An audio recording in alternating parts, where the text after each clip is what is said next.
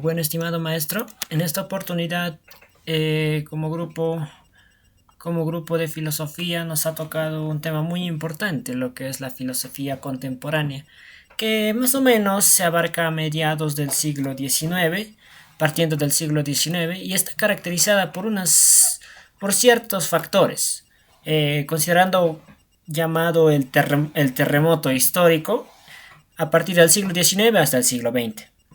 Partiendo por la máquina y la sociedad, la revolución industrial. La creación de la revolución industrial o las fábricas, partiendo incluso por Jim Watts, el creador de la máquina de vapor, hizo que la sociedad cambie drásticamente en los tres sectores, tanto políticos, económicos y sociales. Y en el segundo punto sería el dominio de la ciencia y auge de la tecnología, considerándolo como un nivel, un escalón más allá de lo que podríamos conocer el ser humano. Logró descubrir e innovar nuevas tecnologías que servirían a la sociedad. Así relacionándolo con las máquinas y las industrias, esto reemplazó poco a poco la mano del hombre y eso generó un campo filosófico y es lo que nos estamos centrando en este tema. En el punto 3 sería la crisis de valores y las guerras mundiales. Las crisis y las guerras han generado un conjunto de incertidumbres, ¿no? Tanto a nivel global. Ha generado un conjunto de desconfianza entre todos los países, así como los países en toda la sociedad. ¿Y qué pasa con esta filosofía contemporánea? Pues esta filosofía contemporánea parte de ideologías y confrontaciones, que más allá destacan tres filosofías o tres ideologías corrientes, considerando primero el liberalismo, énfasis en la libertad individual, el mercado y en el Estado del Derecho. El segundo considera el marxismo. Esta corriente del marxismo es muy clave para entender de cómo la sociedad puede interpretarse como como un estado capitalista, donde los capitales solo se benefician del uso de la mano de obra de de muchos, y pocos son los que oprimen al pueblo. Y luego del marxismo sería el existencialismo, quien se centra en buscar la verdad absoluta. El problema es que, el problema es que en esa búsqueda hay muchas interpretaciones. Como lo dice Jean-Paul Sartre, centrado en la angustia, la libertad absoluta y la responsabilidad de ser. Y termino con esta frase: la existencia procede a la esencia. Jean-Paul Sartre. Muchas gracias.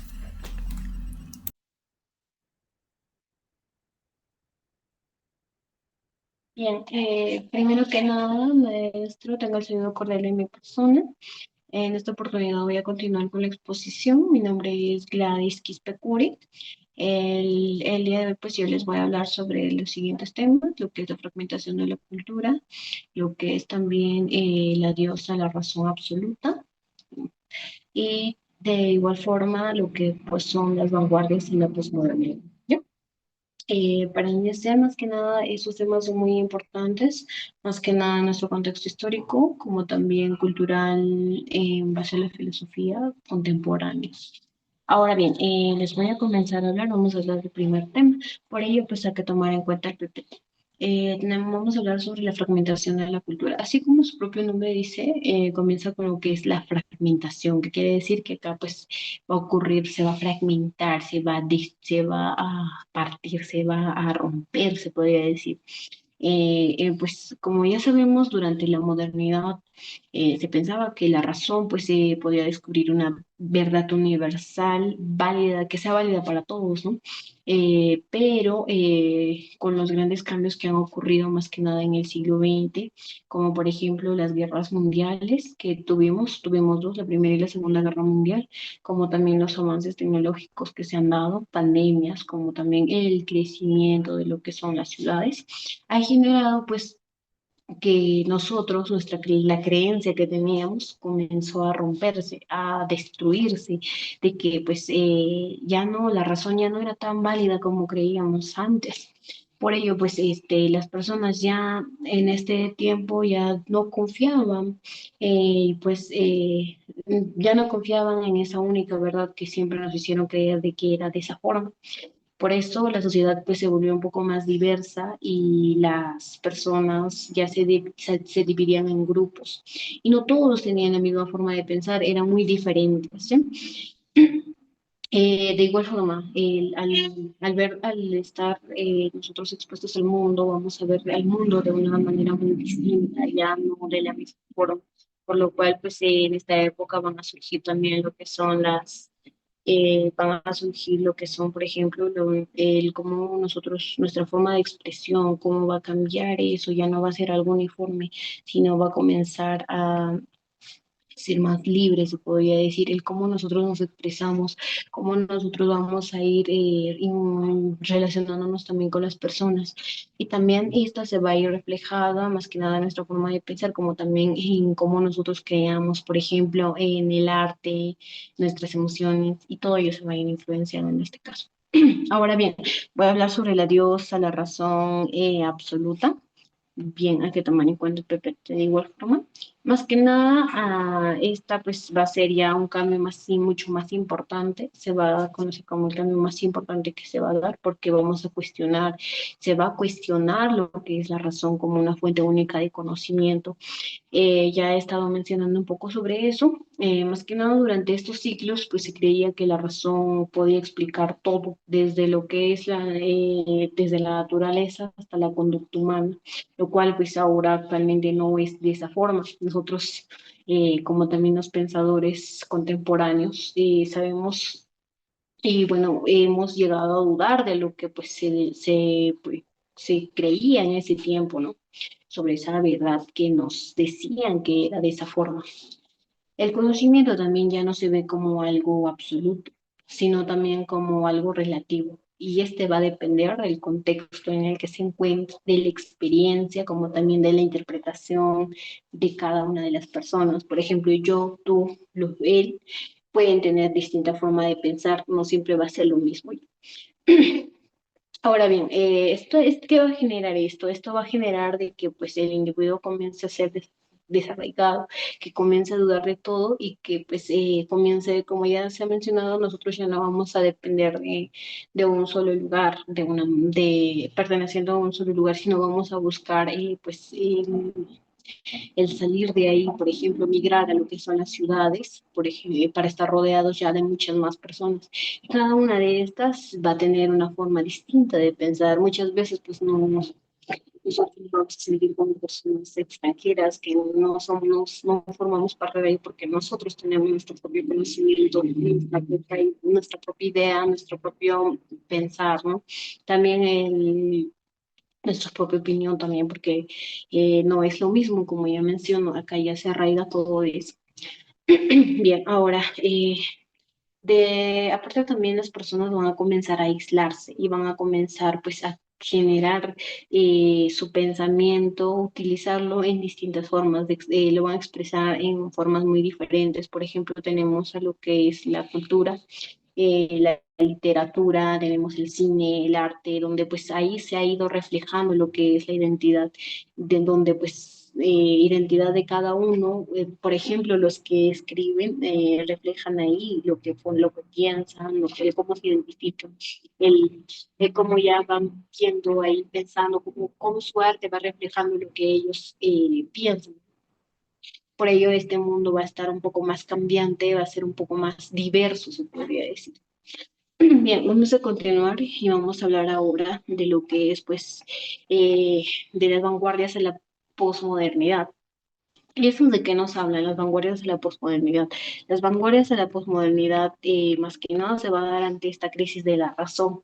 Ya se está comenzando a dudar, ya se está olvidando de que la razón era absoluta, por lo cual pues van a comenzar a expresarlo en el arte, más que nada, porque esta va a ir cambiando y también la filosofía, porque esta está cambiando radicalmente, ya no todos están creyendo en lo mismo, sino están comenzando a dudar de todo y comienzan a tener, a buscar su propia identidad, su propio pensamiento, sus propias ideas, por lo cual, como te digo, los artistas ya no van a querer representar, por ejemplo, la realidad de una forma exacta, como también puede ser racional, ¿no? Si no, ellos van a buscar lo que es expresar lo subjetivo, lo irracional. Así pues nacen las vanguardias artísticas, por ejemplo. Una vanguardia artística está pues considerada más que nada con lo que son dos pensamientos o dos corrientes, que es el dadaísmo y el surrealismo. El dadaísmo más que nada se basa o surge como una justificación pues con lo que es una justificación para buscar pues romper con todo el orden que existe y también provocar a un espectador. ¿Qué quiere decir esto? De que pues esta corriente surge con cambios nuevos, con pues se podría decir que protestas, alianzas de personas de que ya comienzan a trabajar en base a la razón.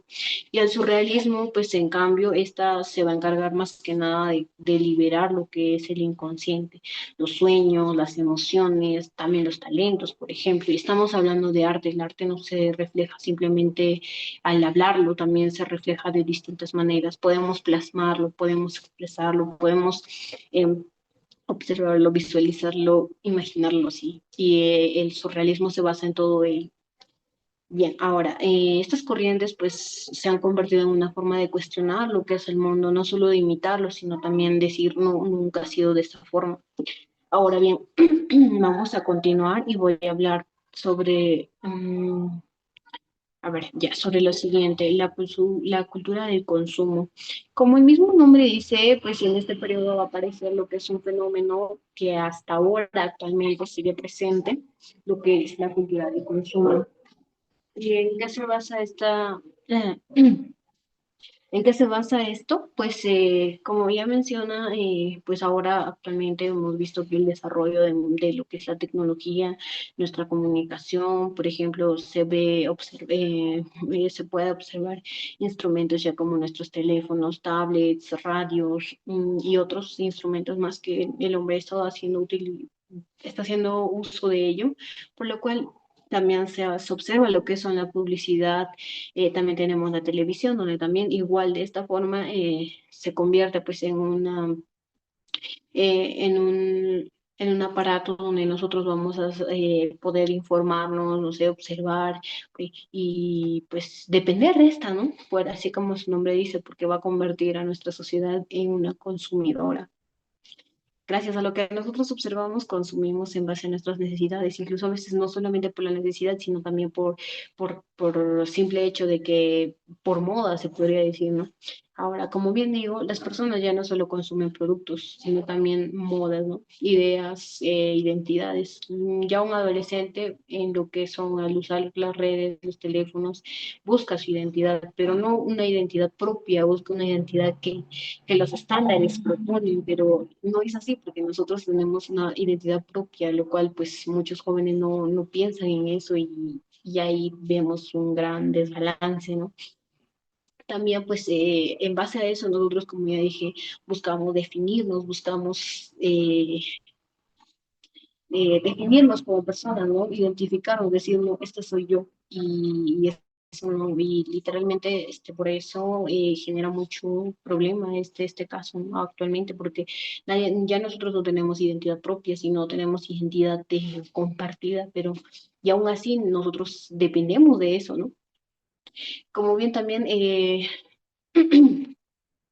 lo que también se podría decir que nosotros buscamos definirnos más que nada por lo que compramos o mostramos, no siempre por lo que somos internamente, así como ya le he mencionado.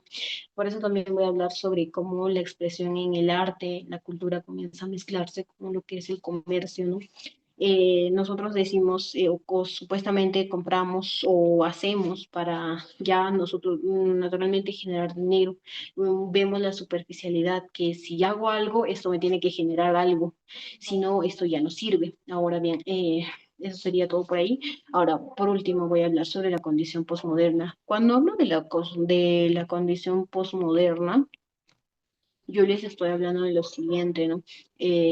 Esta etapa ya viene a hablarnos de la posmodernidad, que quiere decir de que primero voy a citar a alguien, al filósofo Jean-Francois Lyotard, quien él dice que la posmodernidad más que nada se caracteriza pues por el rechazo a los grandes relatos. Esto significa que ya nosotros no creemos en las explicaciones únicas que pretenden dar, por ejemplo, sentido a nuestra historia, o también pues a una religión o a la ciencia o el progreso, a lo que nos hacen creer. Ya nosotros, incluso en la religión, pues antes se decía que teníamos que ser todos de una sola religión, pero ahora todos buscan su propia forma de creer en Dios. Ya no creen en lo mismo, ya no todos son católicos, sino buscan distintas maneras, pero de creer en el mismo Señor que tenemos, ¿no?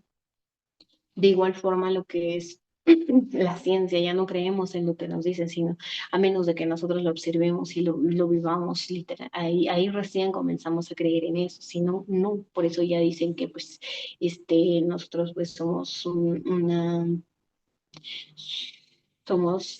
generación que ya está perdiendo todo eso, sino también está creando nuevos niveles en la raza, ya no sobre sino busca su propia identidad, su propia forma de expresión y todo eso, ¿no? Bien, ahora también que también se valora, aparte de esto, ¿no?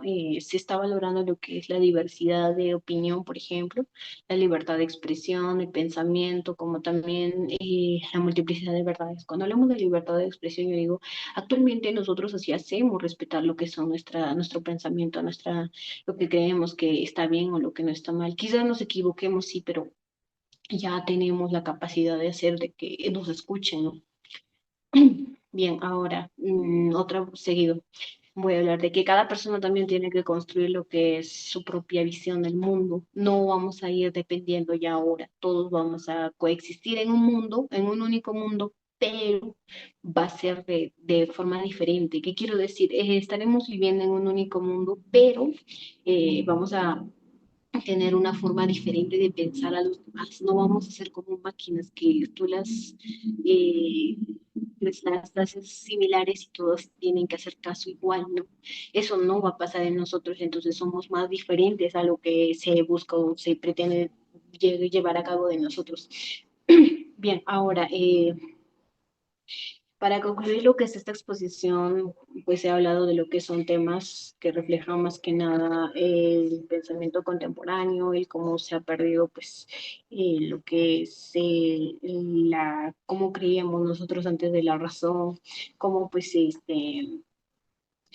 hubo, por ejemplo, pues la pérdida de la confianza en la razón, cómo comenzó la ruptura de la certeza, aparecieron las culturas diversas fragmentadas, porque nosotros ya no vivimos en el pasado, sino ya vivimos en nuestro presente y comenzamos a dudar de todo, ya no creemos en lo que antes nos decían, ya comenzamos a tener libre expresión, por ejemplo. Como un ejemplo claro podría ser, por ejemplo, de la oveja negra en la familia. Cuando hablamos de eso, cuando nos decimos, no, yo soy la oveja negra de la familia, nos que hacemos referencia de que nosotros no somos igual a la masa, sino somos alguien diferente, el punto negrito en un muro blanco que hace la diferencia, que tiene un pensamiento diferente a todos los demás y que quiere lograr algo con el cambio, ¿no? Eso también, igual, y pues no siempre hay que pensar en lo negativo, sino también en las cosas positivas que podemos pues ver, ¿no? También ya somos más libres, por ejemplo, al hacer una crítica, tanto personal como general, ¿no? Y pues la crítica a la filosofía de igual forma no se vive en el pasado, se aprende del pasado para cambiar el futuro y mejorar todo ello, ¿no? Bien, ahora pues también eso nos manda a reflexionar de quiénes somos, para qué estamos aquí, con qué motivo vamos a ir avanzando, ¿no?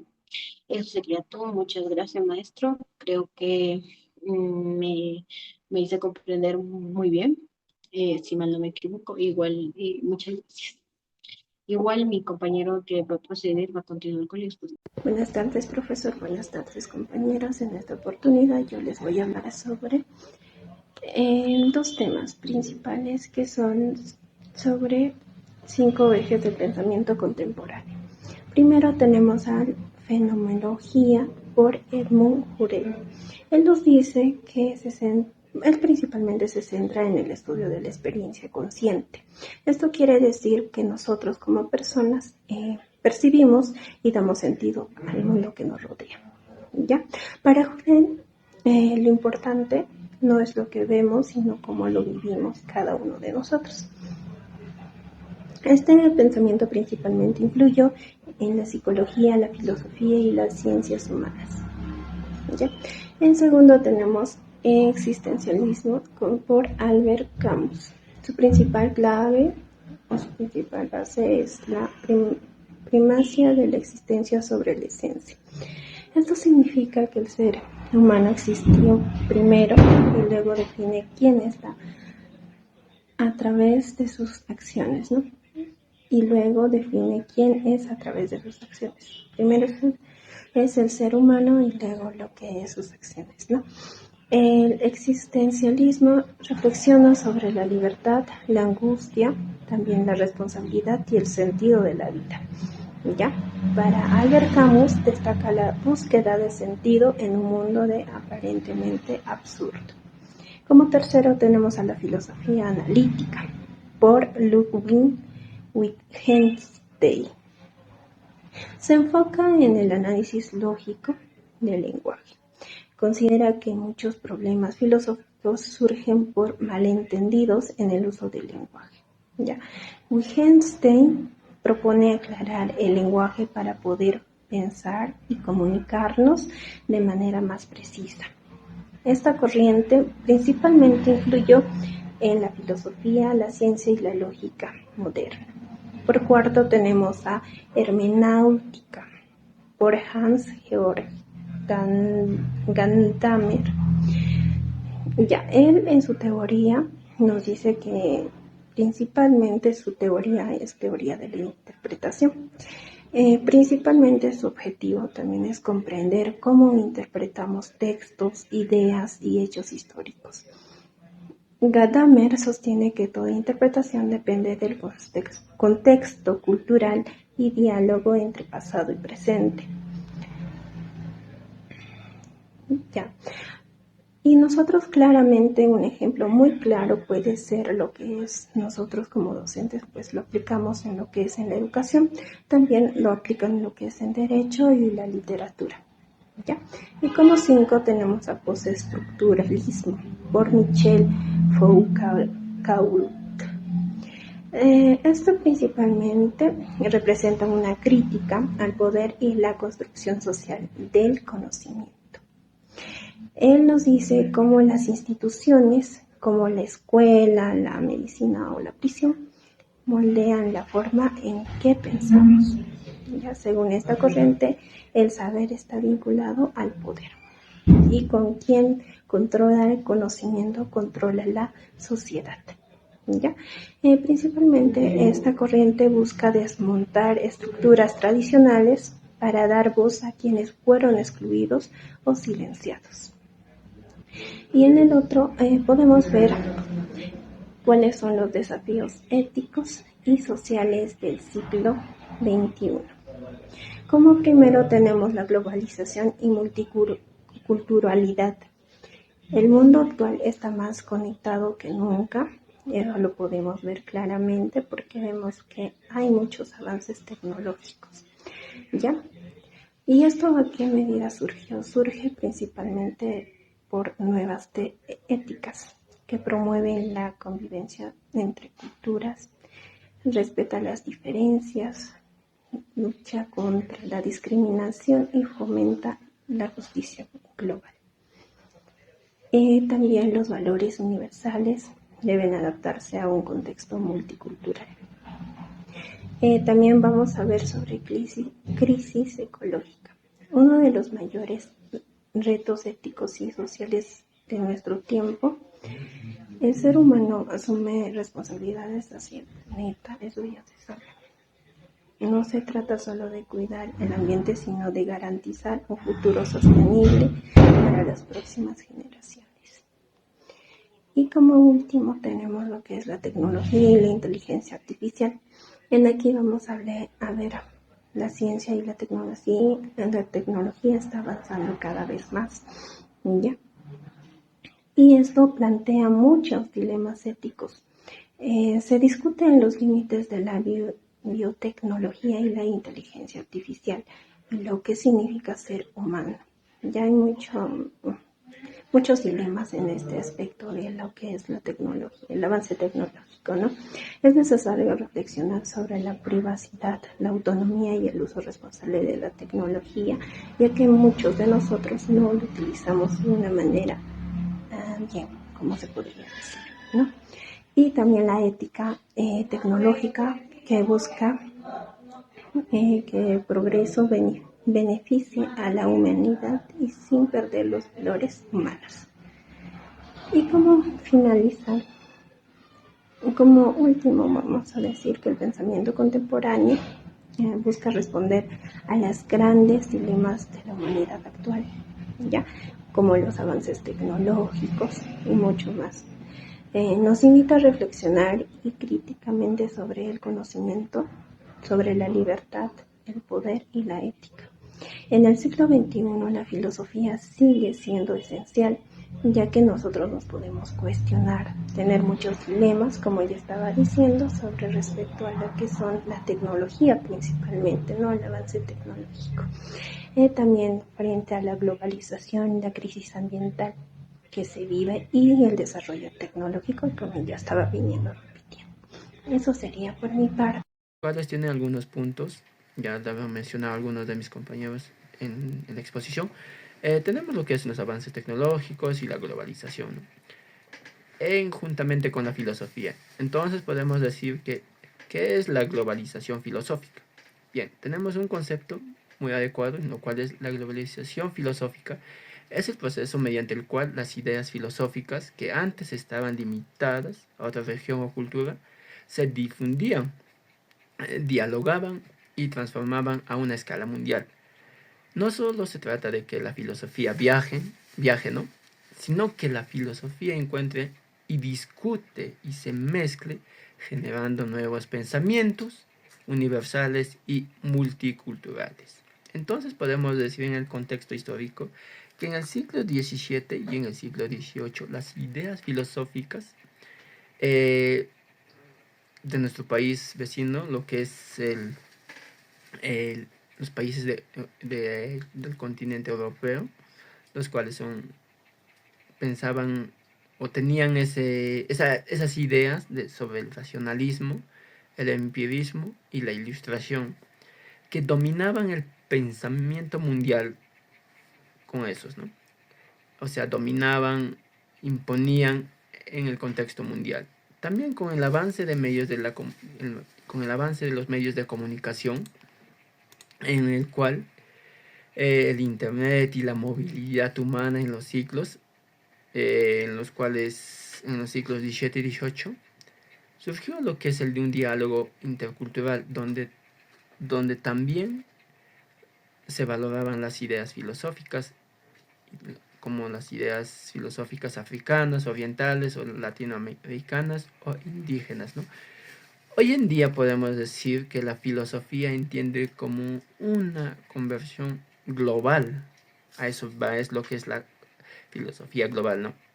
La globalización es sobre la condición humana, se podría decir. Pero también podemos decir que hay algunas causas sobre la globalización filosófica. Uno de ellos es la globalización económica y cultural, ¿no? Las comunicaciones rápidas permiten el intercambio de ideas, ¿no? Y también lo que son la traducción y difusión de obras, ¿no? Como texto en todas partes del mundo son traducidas y estudiadas por grandes escritores mundiales que hoy en día conocemos. También tenemos lo que es la educación universal. Las universidades promueven el pensamiento crítico y el pensamiento crítico y todo ello. También tenemos lo que es la crisis de modelos únicos. ¿Qué nos quiere decir esto? Nos quiere decir que las filosofías occidentales ya no son vistas como las únicas válidas. O sea, ¿qué nos quiere decir ahí, no? Las filosofías occidentales ya no son vistas como las únicas válidas. Entonces podríamos decir que muchos tienen ideas, algunos países lo ven la filosofía desde su punto de vista que algunos otros países. También tenemos lo que es problemas comunes en la humanidad, el cambio climático, la desigualdad, la migración, los derechos humanos y lo que más hoy vemos, la inteligencia artificial, ¿no? También tenemos lo que es las características principales en lo que es la filosofía en la globalización filosófica, en los cuales son principales las características, la interculturalidad, el pluralismo, la descolonización y del pensamiento. También tenemos lo que es la crítica al individualismo, ¿no? Bien, entonces podemos decir que si hablamos de la globalización filosófica, son el tema del pensamiento global, ¿no? De cada continente, cómo lo piensa, cómo lo ve la filosofía, en todo eso, ¿no? Bien, también tenemos lo que es la tecnología filosófica, ¿no? O sea, la tecnología y la filosófica, ¿no? O sea, la filosofía, ¿qué hacen, no? ¿Qué nos da a pensar en todo caso? Si hablamos de ello, la tecnología filosófica es un concepto que busca reflexionar filosóficamente sobre la tecnología. Es decir, nos da a pensar no solo cómo funciona, sino cómo significa y cómo afecta al ser humano y qué consecuencias nos trae, ¿no? Podemos decir, la tecnología filosófica es el estudio de la tecnología desde la filosofía, es el estudio de la tecnología desde la filosofía, analizando su impacto social, su impacto ético y el existencialismo, ¿no? Se podría decir. También no solo se centra en esos conceptos o en ese tipo de impacto social, ético, sino también se transforma en la vida, en la forma de vida, de pensar, de relacionarse juntamente con el contexto que estamos, ¿no? En los cuales justamente estaba buscando acá preguntas que nos planteamos. La tecnología mejora o deshumaniza a las personas, ¿no? O a la vida, ¿no? En mi opinión, la tecnología nos ayuda, pero ya dependemos de ello y pienso que no está bien eso, ¿no? O sea, depender de la tecnología buscamos más el facilismo. Tenemos que ser cada uno conscientes cómo manejamos lo que es la tecnología en nuestra vida. Y en todo caso, tiene sus ventajas y desventajas, ¿no? Ya que con la tecnología buscamos informaciones, temas filosóficos y ya pues no, pero a veces ya no indagamos, solo buscamos con las inteligencias artificiales y todo ello. También tenemos acá algunas dudas o algunas preguntas que me hice. ¿Hasta qué punto dependemos de las máquinas?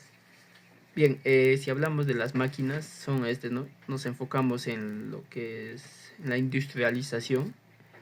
En dicho entonces, ya no se usaba lo que es la mano, ¿no? El uso de la mano o de las habilidades que tenían las personas en dicho entonces, ya que se les quitó, se les hizo a un lado y se les cambió por las máquinas, ¿no? La industrialización se podría decir en todo caso, ¿no? Pero bien, hoy en día dependemos mucho de las máquinas, ¿no? El uso de tecnológicos y, bueno, los usos tecnológicos también que salvan vidas. También tenía una duda en acá. ¿Tiene límites éticos la ciencia y la tecnología? Se podría decir que sí tienen límites, ¿no? Tienen límites éticos y la ciencia y la tecnología. Bien, es un punto de vista o es una pregunta muy buena que ya más adelante también yo le voy a estar dando mi punto de vista, ya que el día de hoy estamos hablando de lo que es la filosofía tecnológica, ¿no? En todo caso, podemos decir que la filosofía tecnológica van de la mano, ¿no? Con eso es obvio, ¿no? Ya que tú, mientras estás pensando, estás haciendo filosofía. O sea, piensas y estás, como se dice, filosofando, ¿no? Bien, en los cuales tenemos algunos ejemplos, ¿no? Más es lo que es la inteligencia artificial, como el ChatGPT, que puede pensar como una máquina. Sí, y hasta los chatbots, todo ello, ¿no? Bien, acá tenemos a algunos autores muy importantes que nos hablan, como Hans, también Martin o Herbert, en los cuales nos manifiesta Martin. Decía que la tecnología cambia la manera del ser humano se relaciona con el mundo, conviviendo en todo, ¿no? También tenemos acá Hans, los cuales nos dice, pedía una ética de la responsabilidad tecnológica para cuidar la vida y el medio ambiente. Bien, si hablamos de la filosofía y la ética, todo viene, tenemos que ser éticos con nuestras tecnologías, no hacer el abuso. Bien, esto es un punto de vista que yo lo he visto, ya que algunos de mis compañeros quizás en la exposición ya le estaban hablando fundamentalmente, ¿no? Y también habían algunos subtemas que faltaban dar una conclusión, un concepto. Bien, en todo caso, eso es todo y eso es mi exposición.